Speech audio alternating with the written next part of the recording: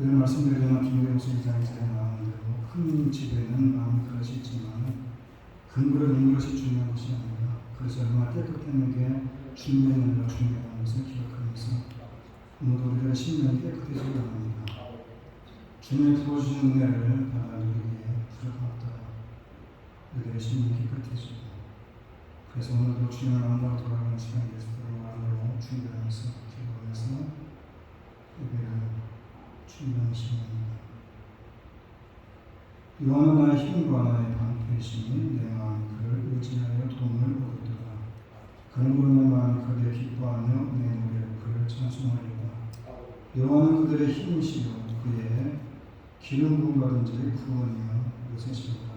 주의 백성을 구원하시며 주의 생활에 복을 주시고 또 그들의 목자가 되시어 영원토록 그들을 인도하소서.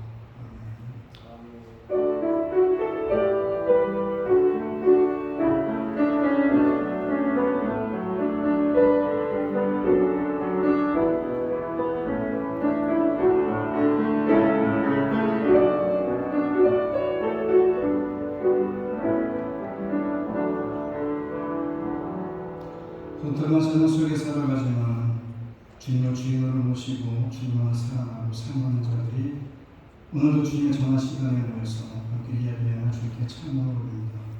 그래서 이곳에 임재하시고 우리들의 예배를 받아주시며 오늘도 저런 모든 신령들 속에 주님이 예배하시고 준비해 주셨던 그런 은혜가 부어지는 복된 예배가 되게 하여 주옵소서. 예수님의 이름으로 기도드립니다. 아멘.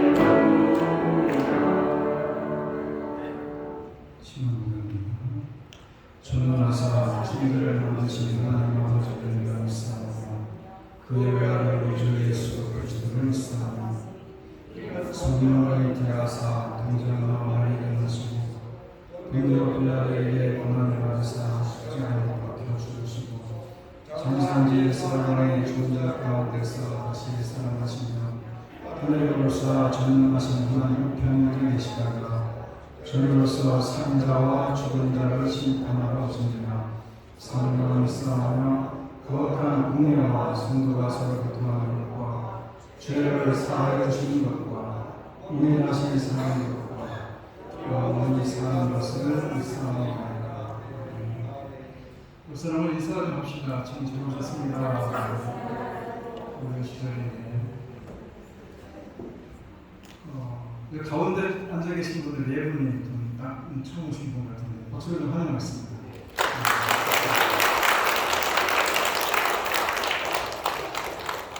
고맙습니다. 팬데믹 가운데 그래도 교회에 출입해 주시고 세례 보여주셔서 정말 감사드립니다. 9월 26일부터 28일까지 본교회 총회 목사단원 계획회가 여기서 열립니다. 그래서 내가 내일은 덴버에 노예에 가서 자세하게 우리 교회가 대회 일들이 무엇인지 그 노예가 감당이 될 것이 무엇인지를 같이 상의하러 내일 올라가는데 어찌됐건 26일, 9월 26일 아직 시간이 있다고 해서 멀리 볼 것이 아니라 미리부터 준비하고 기도하면서 그 시간을 기다리는 것이 좋을 것 같습니다.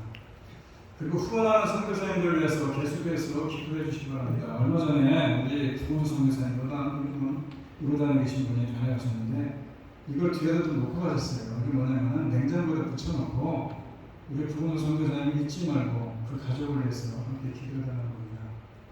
여러분들이 좀 갖다 붙이고 생각날 때마다 여러분들 기도해 주시고 이분뿐만이 아니라 후원하는 선교사님들 많은 선교사님들이 있지만 특별히 우리 교회에서 후원하는 선교사님들만이라도 우리가 좀 계속해서 기도해 주시면 감사하겠습니다. 그리고 수요 예배와 새벽 예배에 이제 날도 선선해지고 하니까 날에 나오셔서 이렇게 은혜를 나눴으면 좋겠습니다. 찬양하면서 헌금하겠습니다.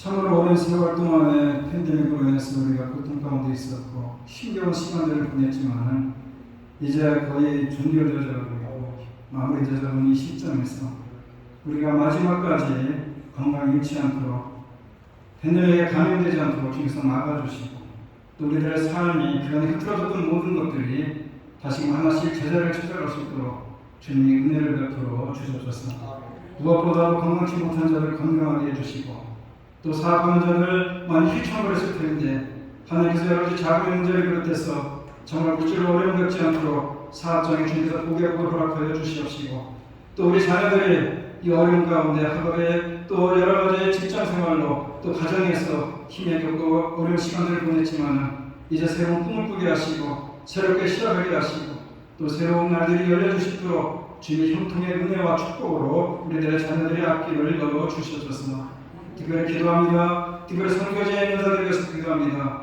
참으로 여러 가지 어려운 상황 속에서 청년의 여러 가지 지치고 아버지 피곤하고 힘들어하실 때 그들에게 주님께서 늘 생을 공급해 주시고 주님의 장중에 붙잡아 주셔서 귀한 사역 감당할 때마다 정말 그곳에 많은 성경의 열매가 맺힐 수 있도록 지어 도우시고 은혜를 베풀어 주셨습니다. 오늘도 주님께 찾아나오며 여러 가지 모양 정말로 기도의 제목들도 있고 또 여러 가지 마음의 상한 부분도 있고 또 여러 가지 어려운 부분도 있지만은 하나님께서 이 모든 것들을 이 시간을 통해서 다 해결해 주시고 또 풍족에 채워 주시고 또 갈급한 심령에 또 만족함이 더해지는 귀한 시간이 될 줄 믿습니다. 하나님께서 때를 따라 그 은혜 속에 필요를 따라 주께서 공급해 주신 은혜 속에 오늘 우리가 예배를 통해서 주시는 넉넉히 채워주시는 영적인 체험과 또 여러 개의 물질의 풍성한 축복을 받아들이고 돌아가는 복되고 귀한 예배가 되게 하여 주셔서 드려지는 귀한 예물들을 주셔서 기뻐 받아 주시옵시고 하나도 흐트러짐 없이 주님 나라를 세계에 수임하는 귀한 예물들이 될 수 있도록 성령 하나님께서 함께해 줄 뿐만 아니라 이들의 가정과 이들의 일터와 이들의 자녀들을 주님의 두 손으로 축복하여 주셔서 오늘 이곳에 들어오는 발걸음들을 축복하시되 또 새롭게 이곳에 이주해서 또 이곳에 새로운 복음 자리를 준비하는 가운데 있는 자들도 있사오니 하나님께서 그의 가정을 축복하시고 그의 이곳에 보내는 시간들이 복된 시간이 될 수 있도록 주님의 형통의 복으로 그들을 허락하여 주셨소서. 오늘 함께 예배드리는 이 시간이 주님의 이롭게 주시는 놀라운 은혜와 충만한 축복으로 선입혀지는 복된 시간이 되기를 간절히 바라고 예수님의 이름으로 기도드립니다. 잠시만요.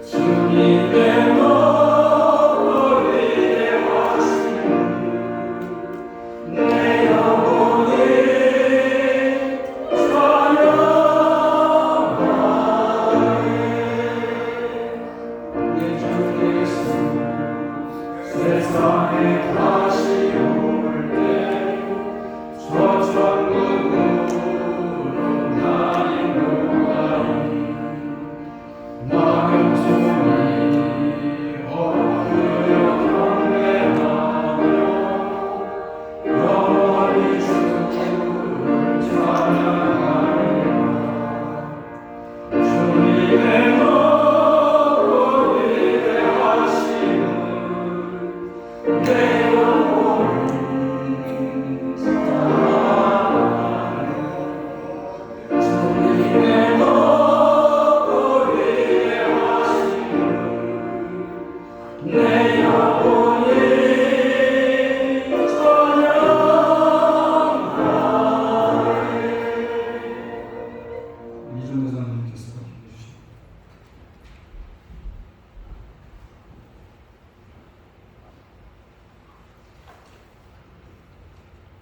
같이 기도하겠습니다. 거룩하신 하나님 아버지 감사합니다. 오늘 우리에게 복된 주일을 허락하시고 우리의 주의 몸 되신 교회로 모셔서 하나님께 경배와 찬송을 올려드리게 하심을 감사드립니다. 이 시간 우리가 신령과 진정을 다하여 드리는 우리의 산제사를 하나님 기뻐 흠양하시고 홀로 영광 받으시옵소서. 이 자리에 머리 숙인 연약한 우리들, 지난 한 주간에도 우리와 항상 동행하시는 주님을 모른 채 하고 또 내 생각과 내 상식대로 살아왔음을 아버지 하나님 고백합니다. 하나님을 잊고 사는 것이 우리의 가장 큰 죄악임을 다시 한번 깨닫게 하시고 우리의 허물을 주님의 고귀한 보혈로 용서하여 주시옵소서. 자비하신 사랑의 하나님, 우리가 이 세상에 살아갈 때 마음이 가난한 자로 살게 하시고 오직 주님의 능력과 의지하는 믿음을 허락하여 주시옵소서. 내 상식에 앞서 주님의 뜻을 항상 먼저 구하는 하나님의 자녀로서 삶을 살아가게 하옵소서.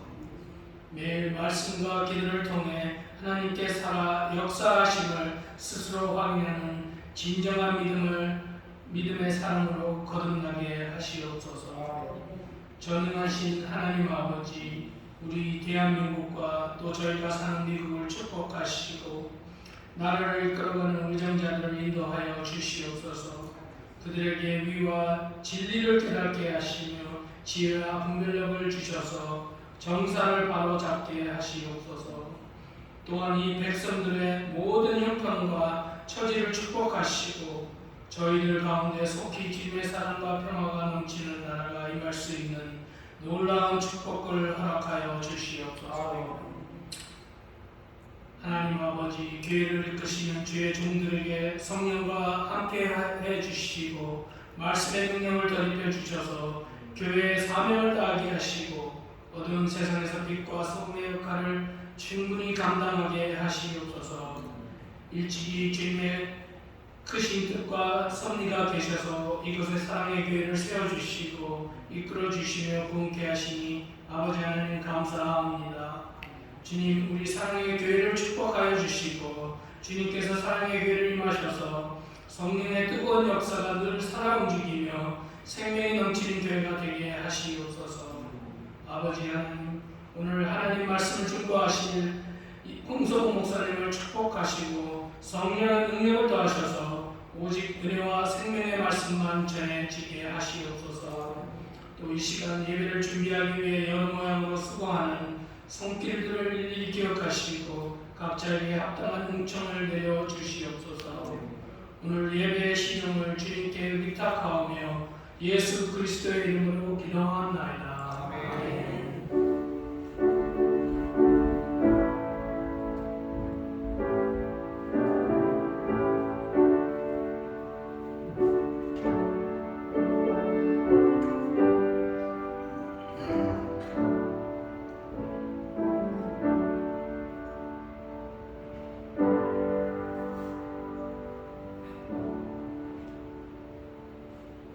장모님 고맙습니다. 통역할 수 있도록 주셔서 감사드립니다. 오늘 말씀은 창세기 2장입니다. 7절부터 9절을 제가 보겠습니다.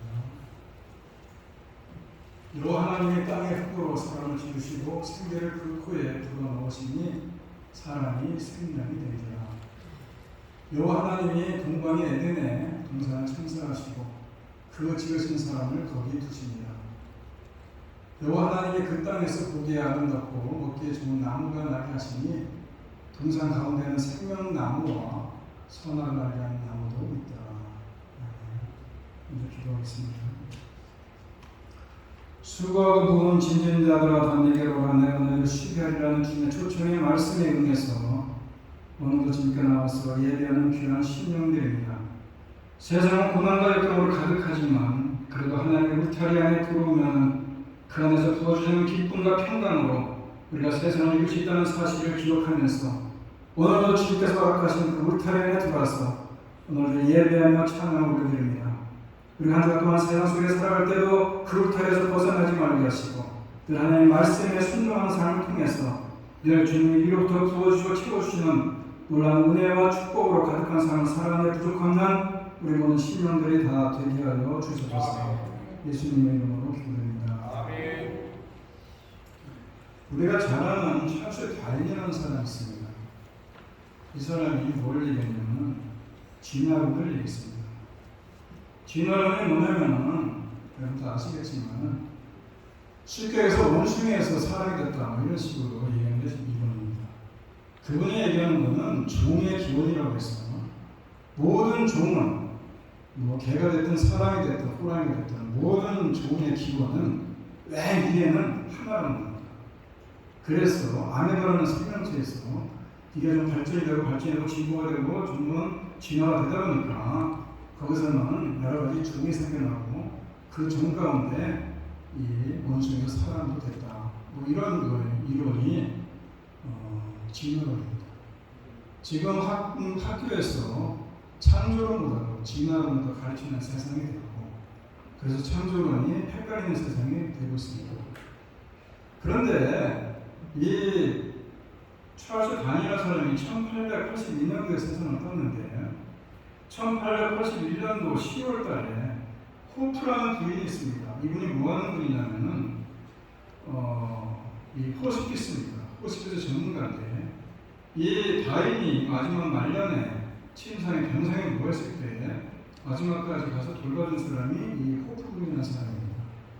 이 호프 부인이라는 사람이 이 다인이 그간에 많은 무리를 키우고 많은 사람들에게 선포했던 것이 진화론이기 때문에 진화론에 대한 그 생각을 가지고 그 다이너를 병간을 하고 있는데 처음 가서 보고 깜짝 놀랐다고 해요. 왜냐하면은 이 다인이 성경을 보고 있다는 겁니다. 히브리서를. 그러면서 이 히브리서가 참 중요한 책이다 이렇게 얘기를 하더라는 겁니다. 그래서 이 호프 부인이 기독교인한테 물어봤답니다. 세상에 많은 사람들이 당신의 진화론을 따라서 원숭이가 사람이 됐다고 얘기를 했는데 당신은 그에 대해서 어떻게 생각합니까? 라고 얘기를 했더니 다행히 고민스러운 얼굴을 하면서 손을 격하게 비비면서 왜냐하면 이 사람이 병이 있었습니다. 신경성 손가락 꼬기라는 병이 있었는데 이 손을 비비면서 이런 말을 하고요.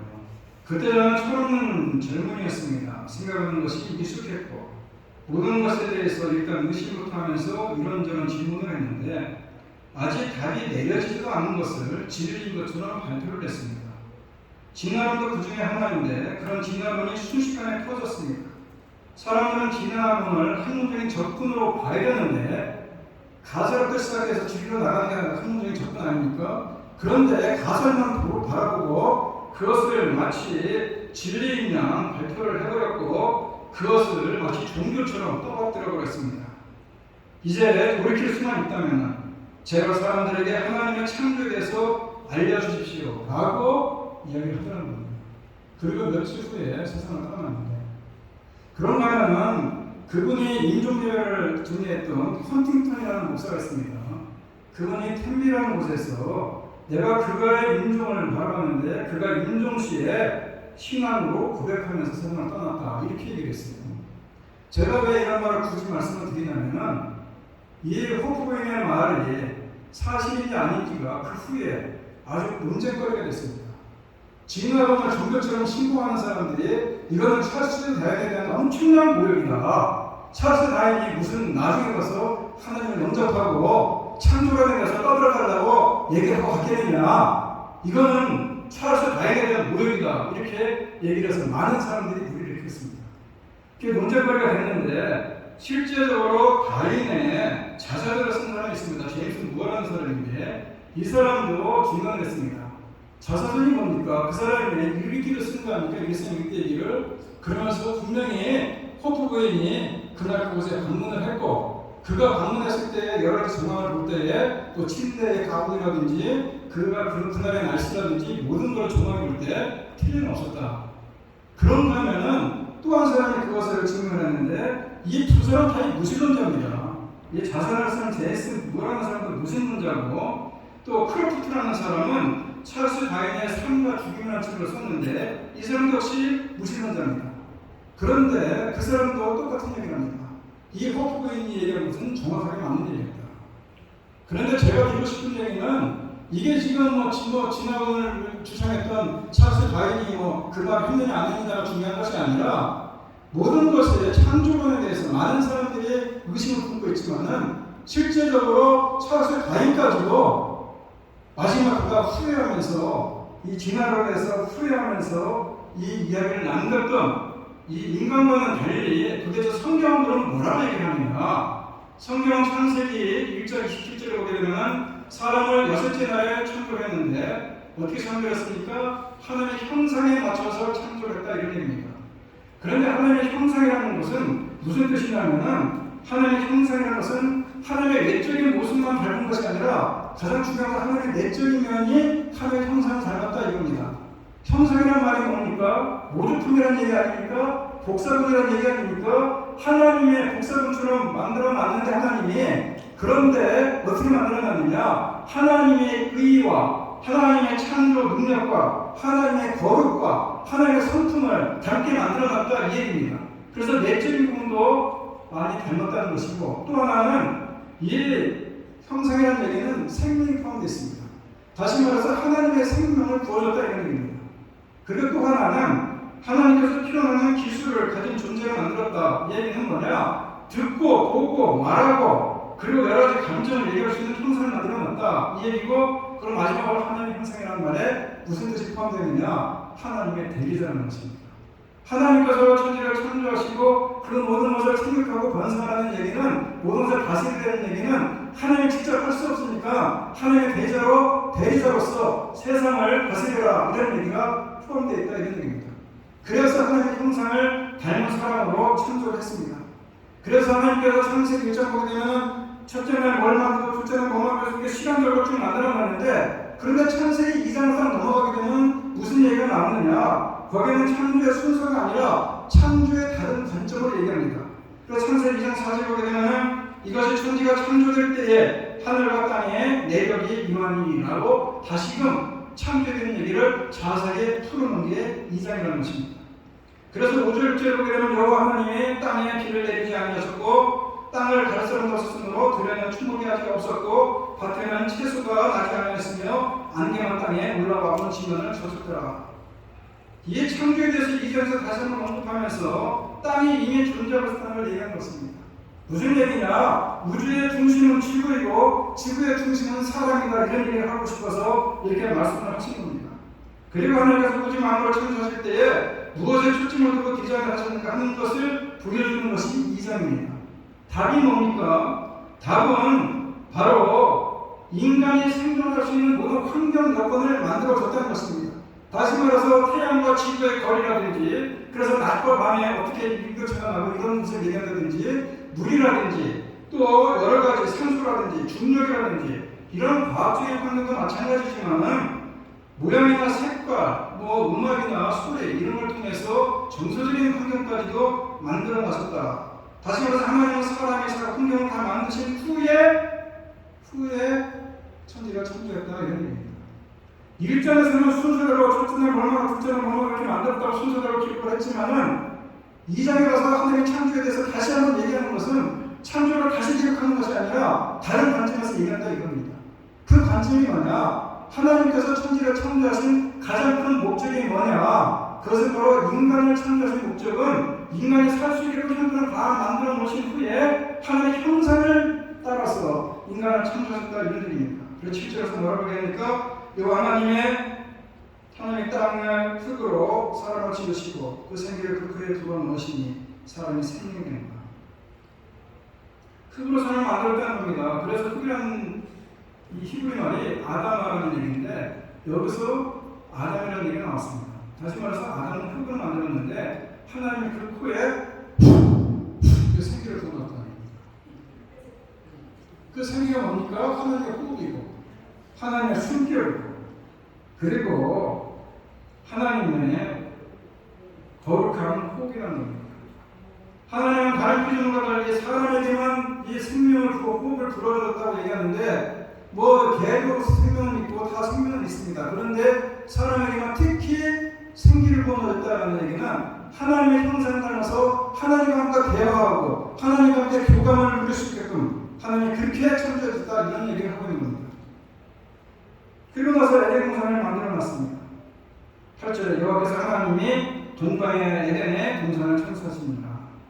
이 에덴이라는 말은 물론 거기서 아단이라는 말과 연관이 돼서 아단이라는 말은 즐기다 또는 기뻐하다. 그래서 에덴 동산은 기쁨의 동산이다 이렇게 말을 하긴 하지만 이 에덴이라는 동산은 그 자체가 울타리를 쳐놓은 평원이라는 뜻입니다. 다시 말해서 하나님이 울타리를 쳐놓은 평원, 아주 기쁨의 동산. 그래서 하나님께서 보호하시고 인도하시는 동산을 만들어놓고 거기에 아담이 살 수 있는 형편을 만들어놓고 거기에 각종 나무와 실과를 만들어놓고 거기에 가장 두 가지 중요한 나무를 만들어놨는데 생명나무와 선악을 알게 하는 나무를 만들어놨습니다. 9절에 나오는 얘기죠. 그리고 10절부터 그 얘기가 나옵니다. 뭐가 나옵니까? 한편에는 비송강, 그 다음에 기온강, 그리고 히데게강. 히데게강은 다니엘 10장에 나오는 티그리스강을 얘기하는 것이고 유브레데강. 그래서 티그리스와 유브레데강 사이에 메소포타미아 문명이 가서 발생할 정도로 그 지역이 아주 비옥한 땅이었고 아주 보석이 비송을 대표하는 아주 보석이 엄청나게 많이 나오는 그런 거룩한 땅이 바로 에덴이었다 이런 겁니다. 그런데 에덴 동산이 정말 좋은 곳인데 우리가 상상하는 에덴 동산이 정말 꽃이고 모든 것이 만발한 좋은 곳인데 왜 에덴이 이렇게 좋은 곳이라고 표현하느냐 기쁨의 동산으로 얘기하느냐 거기에 하나님이 계시기 때문에 에덴 동산인 겁니다. 창세기 3장 8절에 보게 되면은 동산을 거니시는 여호와 하나님의 모습이 나옵니다. 에덴 동산이 에덴 동산 되기 위해서는 거기에 하나님이 계셔야 된다는 겁니다. 그래야 에덴 동산이 에덴 동산인 것입니다. 그래서 첫 아담의 거처를 이렇게 만들어 놓으셨는데 얼마나 대단한 것입니까? 하나님 이 땅에 살면서 거니는 하나님의 집안이니까 무슨 얘기냐? 정말 그곳에는 생물이 솟아나고 거기에는 참으로 많은 갖가지 보석들이 생산되었고 하나님이 자기 집처럼 찾으시는 곳이었고 그래서 결국 인간의 존귀함이 에덴 동산을 통해서 빛이 나는 겁니다. 그래서 에덴 동산은 하나님이 만드신 우주의 출소판이고 지구의 출소판이고 그리고 지상의 천국인 것입니다. 그런데 하나님께서 이 에덴 동산을 만들어 놓고 아담이 잘 살 수 있게끔 편편을 환경을 잘 조성해 놓고 그리고 그렇게 만들어 놨는데 한 가지 중요한 점이 있습니다. 그 오늘 본문에 나오는 대로 구절에 나오는 대로 거기에 생명나무와 그리고 선악을 알게 하는 나무가 있다고 합니다. 무슨 얘기냐? 동산에 참 부족한 것이 하나도 없어요. 하나님께서 다 있습니다. 그게 생명나무도 있어요. 그래서 그 생명나무 열매를 따먹으면은 무병장수할 수 있는 나무, 영원히 살 수 있는 나무가 거기 있어요. 동산에 많은 나무가 있고 실과가 열리는 많은 나무가 있지만 딱 희귀한 나무, 세상에 딱 한 가지 하나밖에 없는 나무가 두 개가 있는데 뭐냐? 생명나무하고 선악을 알게 하는 나무입니다. 생명나무가 그렇게 해서 무병장수하고 영원히 살 수 있게끔 만들어놓은 나무가 거기 있었는데 창세기 3장 22절 보게 되면 아담이 타락해서 에덴 동산에 쫓겨날 때에 하나님이 우려를 합니다. 무슨 걱정을 하느냐? 저놈들이 그거 따먹고 가지 않겠는가? 이렇게 생각합니다. 창세기 3장 22절에 나오는 얘기입니다. 그 정도로 생명나무가 하나 있었고 그리고 선악을 알게 하는 나무가 있습니다. 하나님이 그걸 왜 만들어놨습니까? 그것은 바로 아무리 형편이었고 내가 너희가 나의 형상을 따라 만들어놨지만은 너희는 피조물이다 이겁니다. 너희는 하나님이 아니다는 겁니다. 너희는 겸손히 내 말에 순종해야 되는 사람이다. 피조물이라는 걸 가르쳐 주기 위해서 생명나무를 아니 생명나무 아니라 선악을 알게 하는 나무를 보다 낫다는 겁니다.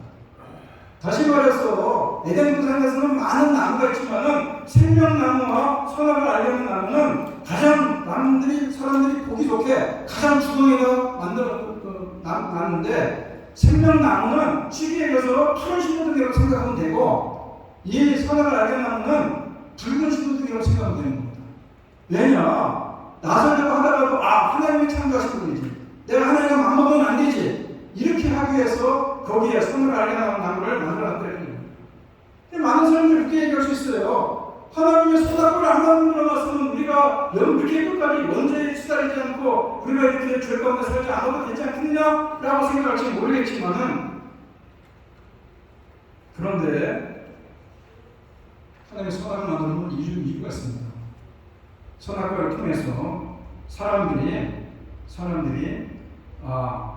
우리가 자유주의가 있구나, 내가 뭐든지 선택할 수 있구나 하는 그 자유주의를 알려주기 위해서 선악과를 만들어 놓은 것이고, 또 하나는 선악과를 통해서 겸손하게 하나님만을 섬기라. 왜냐, 인간은 한계가 있다. 물론 인간이 애완동물은 아니고 기계가 아니기 때문에 하나님께서 얘기한 대로 척척척척 하는 건 아니지만은, 그래서 자유의지를 줬지만, 선택의 자유도 주고 다 자유롭게 살게끔 만들어줬지만은, 그래도 너는 피조물이다, 한계를 가져라 라는 뜻의 선악과를 만들어 놓고, 그를 위해서 순종하게끔 만들어 놨는데, 그런데 그 나무를 통해서 넘어서는 안 되는 선, 그가 벗어나서는 안 되는 울타리 같은 것이었는데, 그런데 아담이 아무리 존귀해도 피조물과 불가능한 것을 알게 하시고 두신 것이 선악을 알게 하는 나무인데, 그 실과를 먹지 말라고 금지명령을 내렸는데, 그런데 아담이 그 따먹어버리지 않습니까? 아담이 따먹으면 여자가 따먹어버리지 않습니까? 사실은 선악을 알게 하는 나무를 건드리지 말라라고 얘기하는 것은 행위 언어입니다. 하나님과 인간과의 행위 언어. 첫 번째 언어의 것입니다. 그래서 인간은 영적인 존재로 그 영혼이 하나님의 울타리 안에 있을 때만 비로소 평화와 기쁨이 있고 자유가 있는 것입니다. 이것이 생명인데, 육체의 생명도 중요하지만 하나님 품 안에 사는 영적인 생명이 더 중요한 거 아니겠습니까? 만약 인간이 하나님의 품, 다시 말해서 하나님의 울타리를 박차고 나가면 생명을 보장받을 수 없는데, 안타깝게도 인류의 시조 아담이 여자가 선악과를 따먹음으로 하나님의 울타리를 벗어나지 않습니까? 3장에 보면 뱀이 등장합니다. 사단을 얘기하는 겁니다. 뱀이 여자에게 접근해서 유혹합니다. 하나님도 정말 그 열매 따먹지 말라고 그랬더니 여자가 생각하기에 헷갈리는 겁니다. 따먹으라고 하면 죽는다고 얘기했는데 찍어보는다고 했는지 죽는다고 했는지 헷갈리는 겁니다. 그때 뱀이 유혹을 합니다. 그거를 따먹으면 하나님과 동등되게 될 것이다. 말도 안 되는 소리를 하고 있는 거 아니겠습니까? 어떻게 창조주와 피조물이 같습니까? 하나님과 인간이 어떻게 같습니까? 그런데 거기에 꼬리에 넘어가서 선악과를 따먹지 않습니까? 그래서 하나님까지 내리는커녕 하나님께서 숨어버리지 않습니까? 두려움과 수치심과 공포심 때문에. 그래서 이제 하나님을 정말 친근한 하나님이 아니라, 하나님의 집에 함께 거주했던 관계가 아니라, 이제는 하나님이 두려운 관계가 된 것입니다. 그래서 하나님 경고하신 대로 인간에게 저주를 선언하는데, 여자에게는 임신의 해산의 고통이 있고, 남자에게는 노동의 저주가 있고, 결국 죽을 수밖에 없는 존재가 되어버렸다, 이런 얘기입니다. 사도 바울이 뭐라고 얘기합니까? 사도 바울이 로마서 5장 12절에 한 사람이 아담을 얘기한 거죠. 한 사람으로 말미암아 죄가 세상에 들어오고 죄로 말미암아 사망이 들어왔느니, 이같이 모든 사람이 죄를 지었으므로 사망이 모든 사람에게 이르릅니다. 대표 중에 원래 아니겠습니까? 자신이 부모 안 되는 사람이 있습니까? 마찬가지로 우리는 태어날 때부터 아담을 닮아서 원죄를 가지고 태어나는 것입니다. 그래서 죽음은 육신의 죽음 이전에 영적인 죽음으로 하나님과의 관계 단절이 일어나는 것이고, 이것이 바로 하나님의 울타리를 벗어나는 것이고, 그래서 하나님이 주시는 평안과 기쁨과 축복과 생명을 상실하는 것이다, 이런 의미입니다. 그렇다면 왜 이런 일들이 벌어지느냐? 그것은 하나님의 말씀에 불순종이기 때문 아니겠습니까? 그래서 인간이 세상에서 온갖 것을 다 수행하고 왜 허망하냐? 왜 초조하고 불안하느냐? 그것은 울타리밖에 있기 때문에 그렇다는 것입니다. 그렇다면 가장 중요하고 시급한 일이 뭐냐? 하나님 울타리 안에 다시 들어온달까 있는 얘기입니다. 그래서 하나님께서 울타리 안에 다시 들어오기 위해서 물어봅니다. 아담아, 내가 어디 있느냐? 라고 물어봅니다. 다시 하나님 울타리로 들어오는 얘기 아닙니까? 그러기 위해서 죄선을 받아야 하는 그런 죄의 영원한 사망에서 거머쥘 수 있는 길을 선포하셨는데 뭡니까? 창세기 3장 19절입니다. 내가 너를 여자와 원수가 되게 하고 내 후손은 여자의 후손과 원수가 되게 하리니 여자의 후손은 내 머리를 상하게 할 것이요 너는 그의 발꿈치를 상하게 할 것이다. 여자의 후손이 누굽니까? 예수 그리스도를 얘기하는 것이고, 장차 인간의 모습을 보신 하나님의 아들을 통해서 구원의 길을 열어주시는데, 발꿈치를 상하게 한다는 것은 예수의 십자가의 고난을 얘기하는 것이고, 그 뱀의 머리를 잡고 부셔버린다는 얘기는 바로 사망 권세를 깨뜨리고 부활하신다, 이런 얘기입니다. 이것은 하나님을 떠나 고통 가운데 살다가 죽을 수밖에 없는 인간에게 엄청난 새로운 좋은 소식 아니겠습니까? 그래서 이것이 복음인 것입니다. 그래서 신학자들은 이것을 원시복음이라고 해요. 원시복음. 행위언약과는 좀 다릅니다. 너 이거 서로가 따르면 안 돼. 이렇게 행위언약과 달리 하나님께서 또 한 번 은혜를 부어줘서 그저 무조건적으로 언약을 맺어줬는데 하나님께서 우리를 구원하시기 위해서 앞으로 그런 일이 벌어질 것이다 라는 복음을 주셨는데 그것이 바로 은혜의 언약이라고 하는데 그것을 아담이 받아들인 겁니다. 창세기 3장 1절에 보게 되면 아담이 그의 아내의 이름을 하와라 했으니 그는 모든 산자의 어머니라. 하와라는 이름의 뜻이 생명이라는 뜻입니다. 여자의 후손이 구원자가 될 것임을 믿는 것으로 신앙고백을 한 것입니다. 그래서 하나님은 아담의 신앙고백을 보시고 조치를 내립니다. 창세기 3장 21절에 여호와 하나님이 아담과 그의 아내를 위하여 가죽옷을 지어 입힙니다. 범죄를 하고 에덴 동산에서 숨었을 때에는 나뭇잎을 가지고 옷을 입었는데 낮에 햇빛이 들니까 전부 말라버립니다. 시들어버립니다. 옷을 입거나 만합니다. 그래서 하나님이 가죽옷을 입혀주신다는 얘기입니다. 다시 말해서 우리가 아무리 구원을 받고 에덴에서 안 쫓겨나려고 길을 써도 안 된다는 겁니다. 우리 힘으로는. 그래서 하나님께서 가죽옷을 입혀주신 겁니다. 하나님께서 구원의 길을 열어주신 겁니다. 그 구원의 길의 징표가 뭐냐? 가죽옷입니다. 가죽옷은 어떻게 만들어집니까? 짐승을 죽이게 만드는 겁니다. 짐승에 죽여서 짐승의 껍데기를 벗겨서 만드는 게 가죽옷 아니겠습니까? 무슨 얘기냐? 피 흘림이 있어야 된다는 겁니다. 히브리서 9장 22절에 보게 되면은 피 흘림이 없이는 사함이 없다 그런 얘기합니다. 그래서 반드시 피를 흘려서 하나님 앞에 제사를 드리라 이런 얘기입니다. 그러면 구원받게 해주겠다 이겁니다. 여러분 창세기, 출애굽기, 레위기, 민수기, 신명기 이걸 모세의 모경이라고 합니다. 그죠? 누가 졌습니까? 모세가 졌습니다. 조상들부터 내려오는 구전을 가지고 정리한 사람이 모세가 쓴 모경입니다. 그 중에 제일 먼저 쓴 책 무슨 책인 줄 아십니까? 창세기입니까? 창세기 같은 데가 물어보지도 않죠. 제일 먼저 쓰여진 책은 레위기라고 해요. 창세기가 아니고 출애굽기가 아니고 레위기라고 해요. 왜 레위기를 제일 먼저 썼느냐 모세가 하나님과의 관계를 회복하기 위해서 하나님과의 관계를 회복하기 위해서는 어떻게 됩니까? 제사를 해야 됩니다. 피 흘림이 없으면 사과함이 없습니다.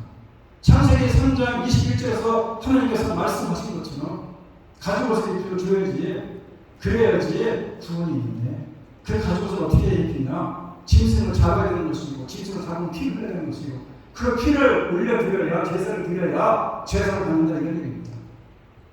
그래서 레위기 16장에 대한 이 속죄에 대한 얘기가 레위기 16장에 자세히 나와 있는데 히브리서 9장에 보게 되면은 자세히 나왔습니다. 왜 그러냐면 히브리서 9장은 바울이 썼던 학설도 누가 썼는지 모릅니다. 그런데 히브리서 9장은 예수님 이후에 쓰여진 게 히브리서 아닙니까? 이 히브리서라는 것은 예수님 이후에 쓰여졌는데 누굴 대상으로 썼느냐? 유대인들을 대상으로 썼습니다.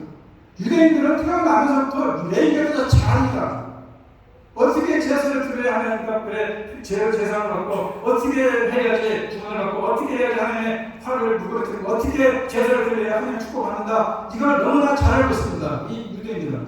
그래서 잘 알고 있는 유대인들에게 바로 히브리서를 쓰면서 이 너희들이 얘기하는 레위기에 나오는 특별히 15장에 나오는 이야기와 바로 예수님의 십자가 사건과 동일한 것이다 라면서 강조한 것이 히브리서인데 그 중에서도 히브리서 9장입니다. 잠깐 예를 들면 히브리서 9장에 레위기 16장에 보게 되면은 1년에 한 번씩 7월 10일 대속죄의 날 지성소에 들어갑니다. 대제사장이 들어갈 때 온몸을 자기가 먼저 정결하게 하고 들어갑니다. 그리고 밑에 구슬에 달린 것을 옷에 입고 들어갑니다. 만약에 구슬 소리가 안 나면은 죽은 겁니다. 끌어내는 겁니다. 왜냐? 1년에 한 번 7월 10일에 딱 한 번 하늘을 만나러 들어가는 날인데 뭐가 들어갑니까? 짐승의 피를 가지고 들어갑니다. 들어가서 언약궤에다 피를 뿌립니다. 그럼 그 언약궤 안에 뭐가 있습니까? 만나 한 마리가 있고 두 돌판이 있고 아론의 쌍난 지팡이가 있습니다. 딱 세 개가 있습니다. 근데 이 세 가지가 뭐냐? 인간의 모든 죄악을 상징하는 겁니다. 아론의 쌍난 지팡이는 왜 생겼습니까? 아론의 지팡이가 왜 싹이 났습니까? 그 고라자손들이 너만 제사장이냐 우리가 내 지팡이냐 해서 시비가 붙을 때에 살구꽃이 피어나는 만이 진짜 하나님 지상을 준 제사장입니다. 누굽니까? 아론의 지팡이. 무슨 얘기냐? 지구력에 전체적으로 위에 올라가려고 기를 쓰는 않고 죄악되는 것을 거두려는 것이고 만나는 것을 말 그대로 먹는 거 아닙니까? 40년 동안 내려온 게 만나니까 그 만나 먹는 문제가 그 안에 들어가 있는 겁니다.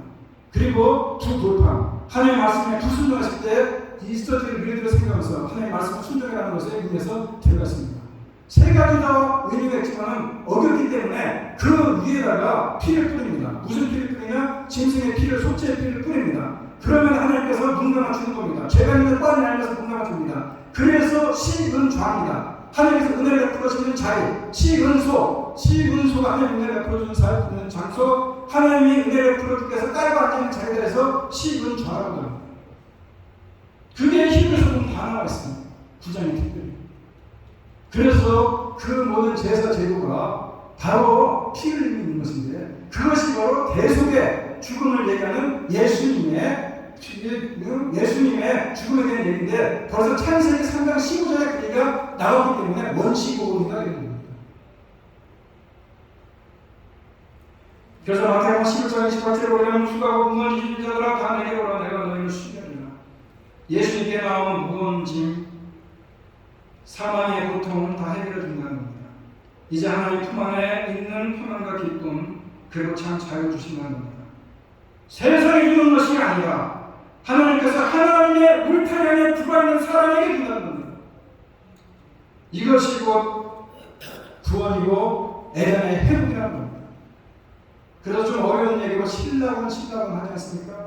에덴에서 쫓겨났을 때 낙원을 잃어버릴 때서 신라곤입니다. 그런데 다시금 에덴을 회복했다. 다시금 우리가 하나님 앞에 나가겠다 해서 동낙원이라고 합니다. 그런데 이 세상에는 낙원이 없습니다. 유도피라는 말도 알고 보면 아무 데서도 존재하지 않는다 이런 뜻 아닙니까?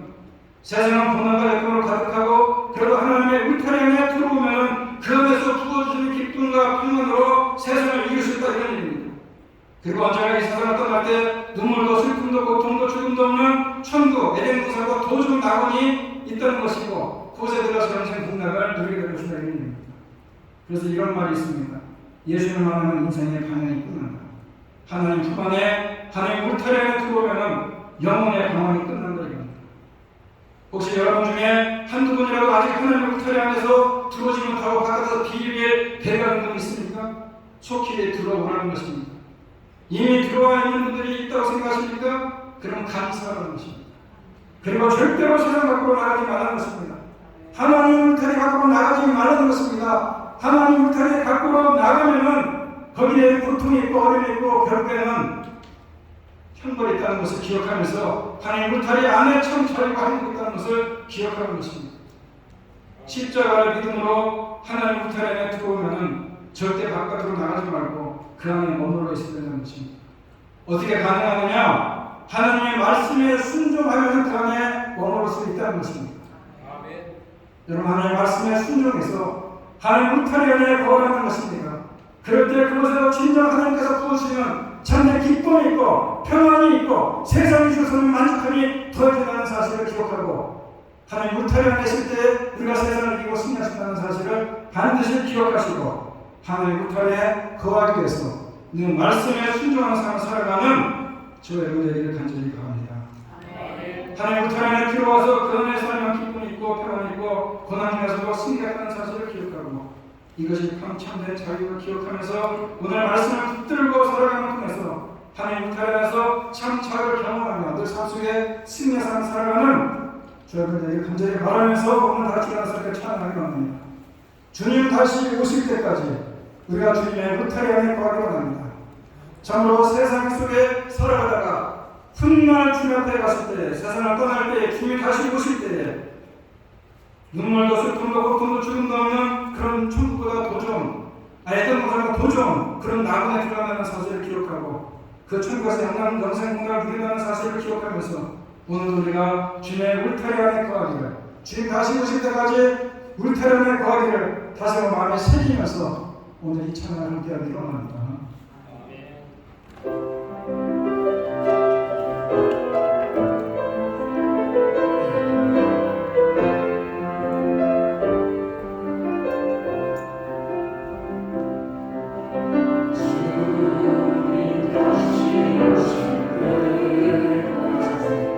나는 이 길을 가리라